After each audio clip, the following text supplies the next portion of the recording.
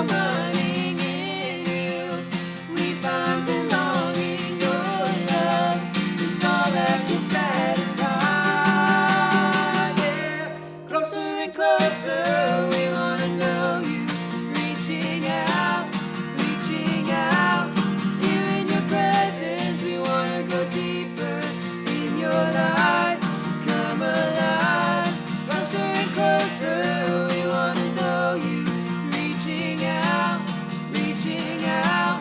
Here in your presence, we wanna go deeper in your light. Come alive, yeah.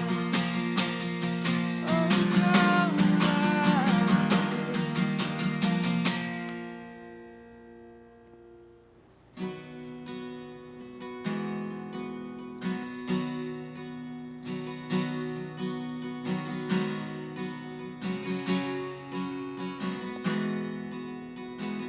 I give you glory for all you've brought me through.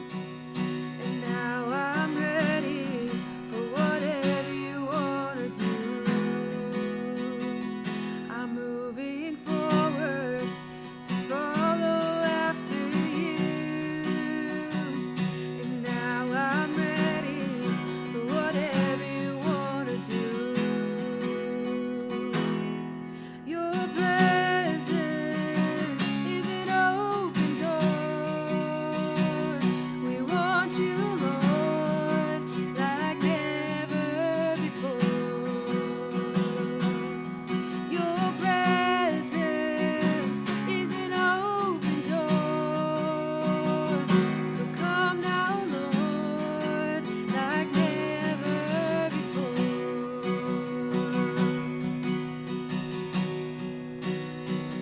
In every season, your grace has been enough, and I'm believing the best is yet to come.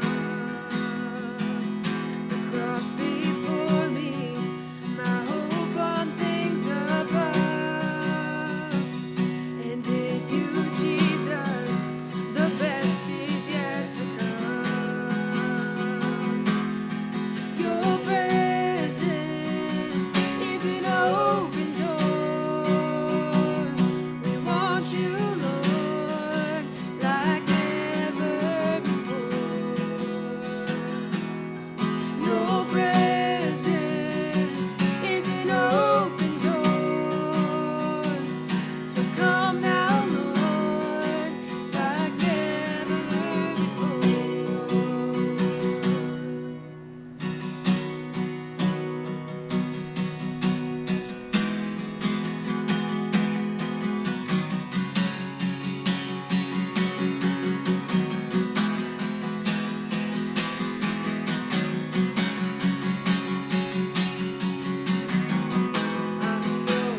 Breakthrough is coming.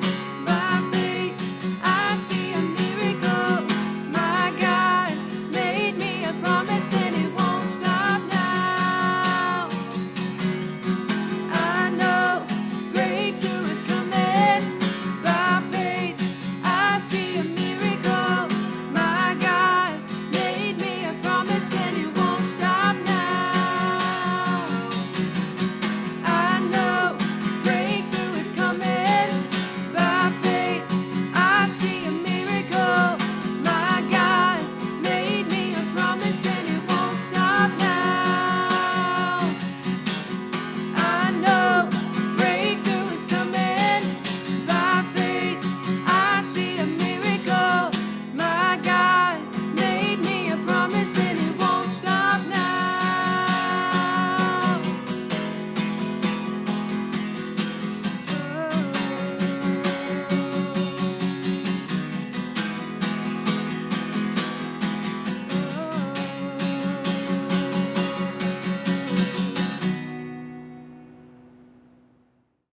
Hi friends, welcome back to another week of 4FIVE6 Online. I'm super excited that you've decided to join us here once again as we continue to look through the life of David. I realized we are coming very close to the end, and that saddens me. We only have a couple more weeks left, and then we will be done with David. Sad. Anyways, but we're still here. We're still with David. And over the past couple of weeks, we've been walking through some pretty tough stuff. There we go. With David. He's really messed up, right? He stole another man's wife, murdered the guy, and then he chose to lie about it and the sin, and he tried to cover it up. And so it's just not been good for David. And God, right, he can't let sin go. That's what we've talked about over the past 2 weeks. And so there have to be consequences to our sin, and David was no exception. God sent Nathan to confront David, right, Nathan the prophet, and David's really, really good friend, to come up to David and be like, you have done something you shouldn't have done with Bathsheba. And so that results in David hearing all of the consequences of his sin, right? So that, like, God, he comes to David and he says, you've sinned, and because of that, your whole family is going to be a mess, which is a bummer. Nothing was going to go right, and they were all going to continually mess up and walk into sin, and David was just going to have to sit there and watch it all happen. And over the next several chapters, between chapter 12, where we were last week, and 15, where we'll pick up today, you can read all about exactly what happens. There's one thing in particular in chapter 15 we're going to talk about today, where David's son, Absalom, rebels against David. He stages a coup to overthrow his dad because he wants to become king.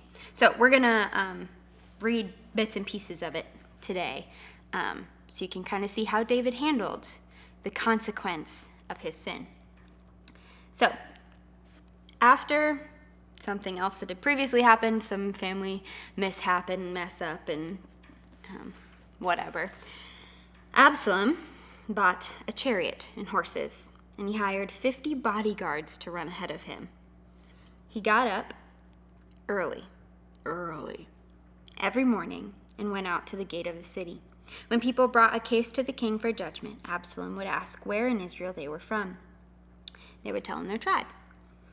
Then Absalom would say, you really got a strong case here. It's too bad the king doesn't have anyone to hear it.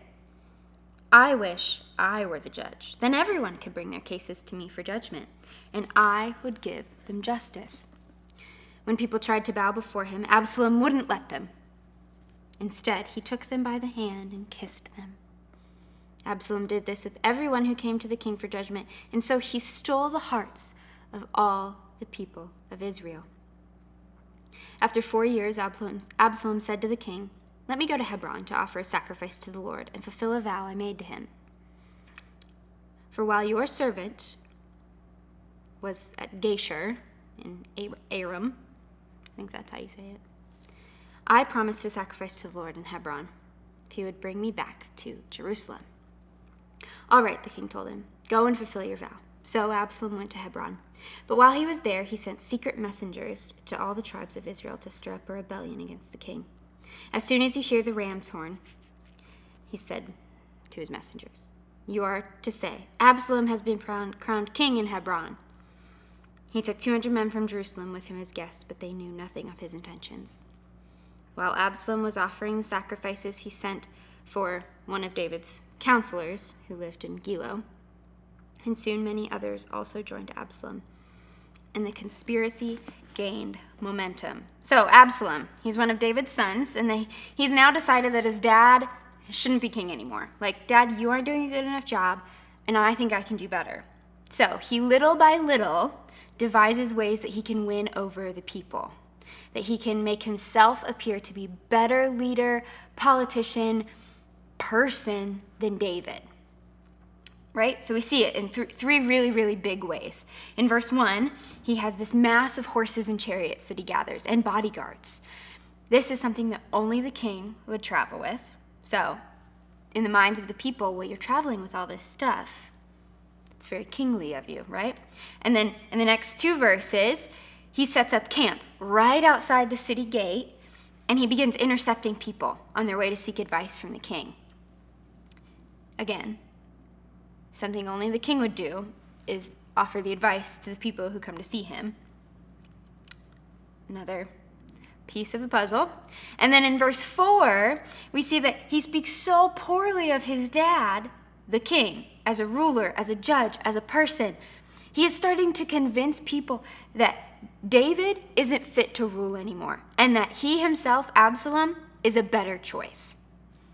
He does all of this to manipulate the minds of the people, because he's figured out if he can get the people on his side, he has a pretty good chance of being king. Not taking God into account at all, but the people. So he convinces them that their current king, his own father, isn't fit to be king anymore, and that he is a much better option. And here's the really, really crazy thing. Absalom doesn't just do this for a week or a day or a month. He does this for 4 years. 4 years. He constantly berates his dad, and he pushes him down and makes him appear to be an ill-fit ruler and father, and he's undermining everything that his dad has done, and he's building up himself in the eyes of the people. And David does nothing. Nothing. For 4 years, he lets this happen. He watches his son hurt his reputation and degrade his authority and practically spit in his face. He doesn't do anything about it, because David has recognized that this is partially his fault, that this is a consequence of his sin. This is the price he has to pay for what he had done with Bathsheba. So he takes it. And he never complains, never pushes back. He understands this is punishment for a sin. Now, this is serious. David could lose the throne if this goes much further.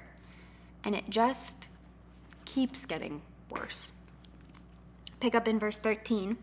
A messenger soon arrived in Jerusalem to tell David, "All Israel has joined Absalom in a conspiracy against you. Then we must flee at once, or it'll be too late." David urged his men, "Hurry, if we get out of the city before Absalom arrives, both we and the city of Jerusalem will be spared from disaster." "We're with you," his advisors replied. "Do what you think is best." So the king and all his household set out at once. He left no one behind except 10 of his concubines to look after the palace. And the king and all his people set out on foot, pausing at the last house to let all the king's men move past to lead the way. There were 600 men from Gath who had come with David, along with the king's bodyguard. David flees from his own home, from his son. That is where he's at right now. He sees no way out. He's scared. The once great King David is scrambling around his room, right? Throwing things into a bag, preparing to flee. And after all of these years, he is once again running for his life. And I'm sure he's starting to get flashbacks of the time with Saul when he was a kid, and he was on the run, hiding in caves and always looking over his shoulder to see if his enemy is still following behind him. David has found himself in a not good situation.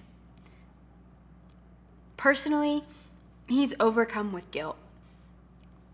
He has messed up, and he is living out the consequences of that mess up.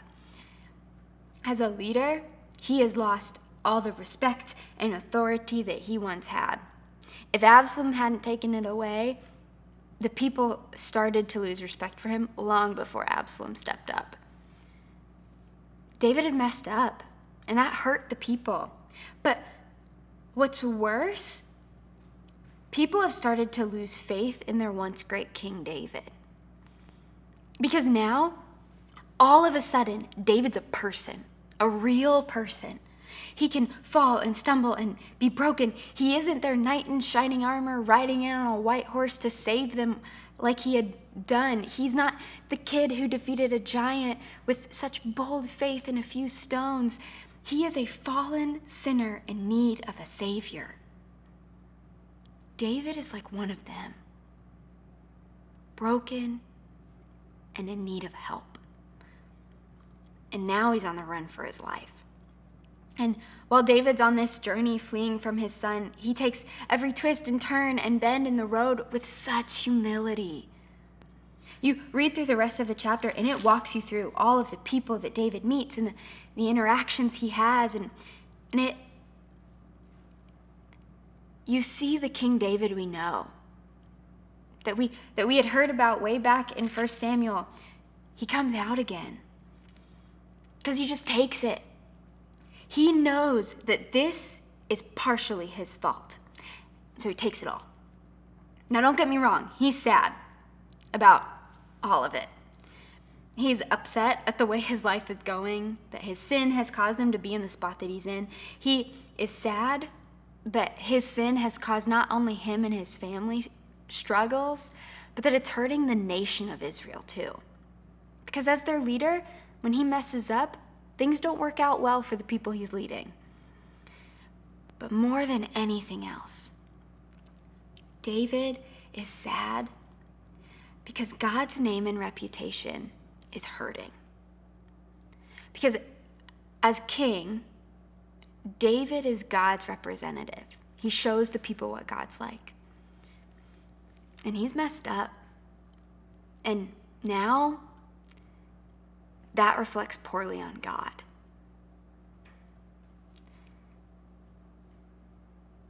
And that hurts David. And that is what makes David an ideal king, a good example. Because throughout all of this, the rebellion, the family issues, the being on the run, David's learning. He's growing. He's figuring it out. He's learning to go back to relying on God. He's humbling himself. He's remembering where his place is in relation to God.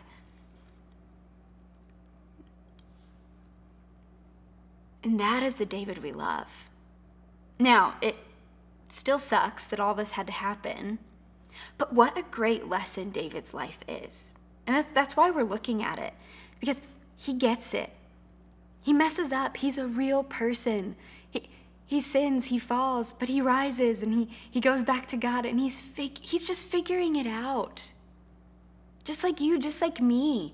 He's just day by day trying to do better, to be better than he was the day before.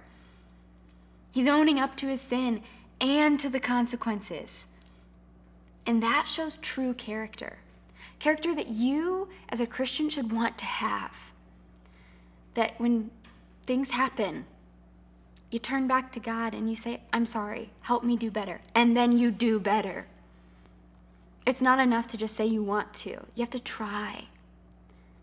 And that's what David does here. And it works out for the best. Because he goes on and he goes back to ruling. He defeats Absalom and the thing goes over fine and everything's okay. But he had to go through the oops and the mess up and the valleys and to get back to where he was. And sometimes we do too. Life's not always perfect and fine and happy and joyful. Sometimes it's hard and it doesn't make sense, and that's okay. As long as at the end of the day, we look to God and we say, I want to do better tomorrow. And then we try to do better tomorrow. Let's pray. God, thank you for today and another time that we can gather together online and look at your word and hear about you. And I pray that we'll be able to take all of David's life and use it as an example in a way to chase after you with everything that we have in the low spots and the high spots and the confusing spots and the forks in the road, that we're able to go back to you every single time and want to do better. I pray that we'll be able to come back next week and hear a little bit more about David and his life after Bathsheba. I pray all these things in your name. Amen. That's all I got for you. Short, sweet, to the point. That's what we're going for, right? Well, with that, may the Lord bless you, keep you, cause his face to shine upon you, and give you peace. I will see you right here next week. Bye, guys.